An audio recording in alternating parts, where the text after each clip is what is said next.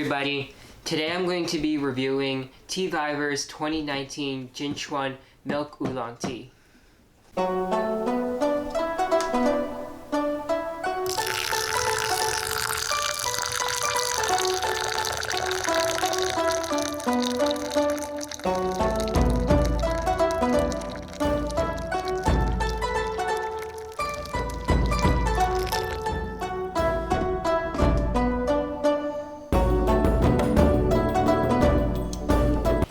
Before we review the tea, I first want to give you some background information on it. If you want to go straight to the review, I'll provide the timestamp in the description box.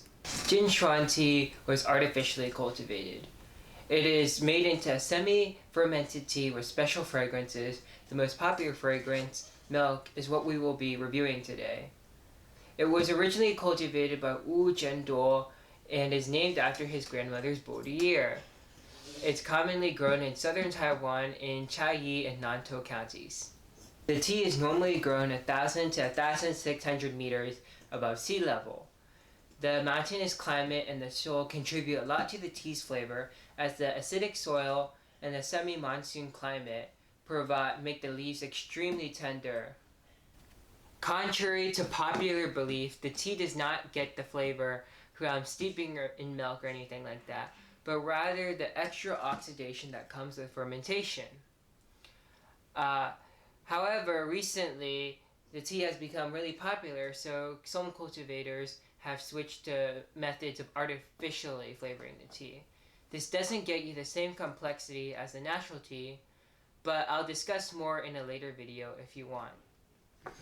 When buying Jin Xuan Milk Oolong Tea, it is important to look at measures of quality to ensure the tea is worth your time. Number 1 is drying.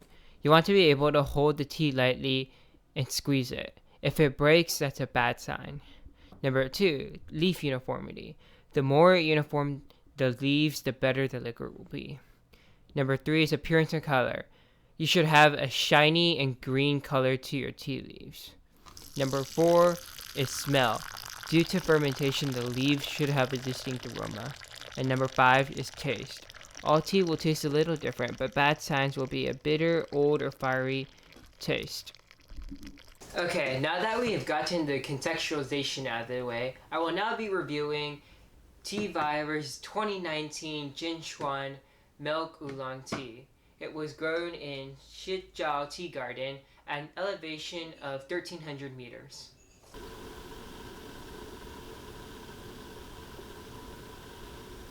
I brewed this tea at 205 degrees Fahrenheit, and I did 6 steepings with 25, 35, 45, 55, 65, and 75 seconds each. I used my Gaiwan for this, and I'll be going into what I noticed when I tasted this tea. My first impression of the tea is a smell. Just smelling the tea, it was very nutty, but you had a tiny scent of milk. But then what really struck me is the strong osmanthus scent. I noticed on the directions it says to refrigerate, and although I don't believe it is necessary to preserve the tea, refrigerating does give you a stronger aroma when you brew the tea.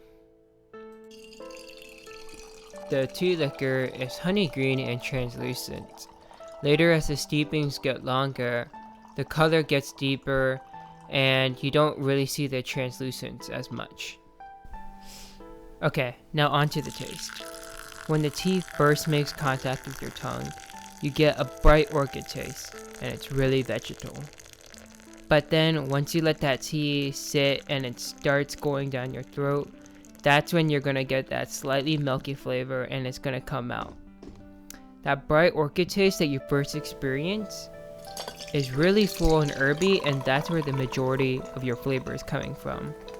But then that milky, that pasteurized milk taste, that's going to be your aftertaste. When tasting this tea, I virtually noticed zero astringency, and as far as like mouthfeel goes, the tea goes down the throat pretty smooth.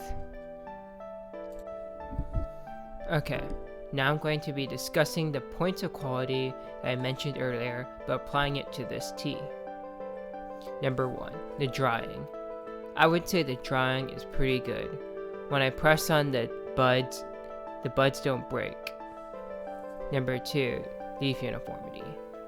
The leaves are really uniform and I don't see any aberrations where they're not supposed to be. Number 3, tea leaf color and appearance. I left these leaves out a little bit, so that's why the color isn't there. But before, if you can see in the other clips, they had that nice green lustrous coat, and I didn't notice anything wrong. Number 4, the scent.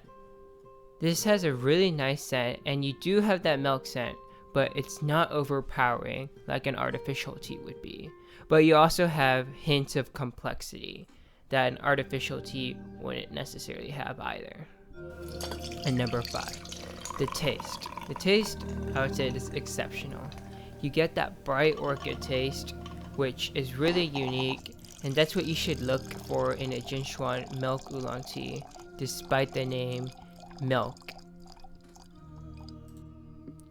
Before we move on to my final thoughts of the tea, I would also like to offer another brewing method for Jin Xuan milk oolong tea for the summer. Take about 8 to 10 grams of tea and rinse it. Once the leaves have expanded a little, put the tea leaves into a bottle, add a little tea principle, and fill it with cold water. Let this steep for about 5 to 8 hours and enjoy. You can do this for the 2 to 3 more steeps, but afterwards the flavor loss is too great. This cold brew produces a more mellow and sweet brew, but at the loss of complexity. The milk flavor comes out more, but at the cost of the bright orchid taste being a little more negated.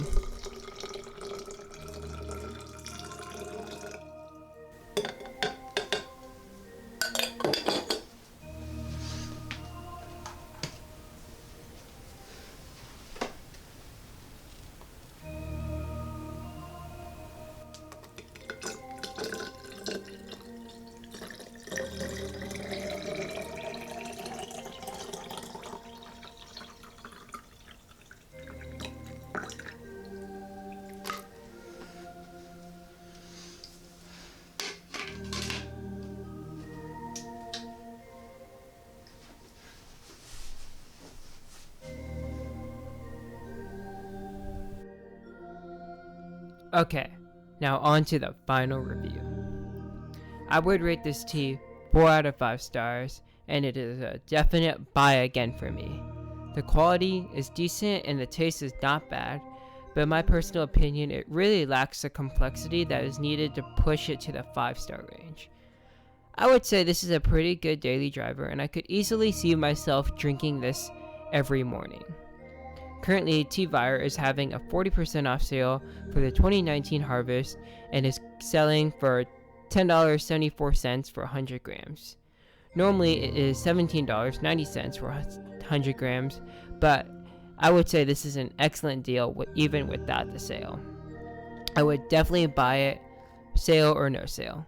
You can find the link in the bio. That wraps up my review for Teavire's 2019 Jin Xuan Milk Oolong Tea. Please leave a like and subscribe to my channel if you liked the review. If you tasted the tea before, please leave a comment in the comment box. I'm glad to read them.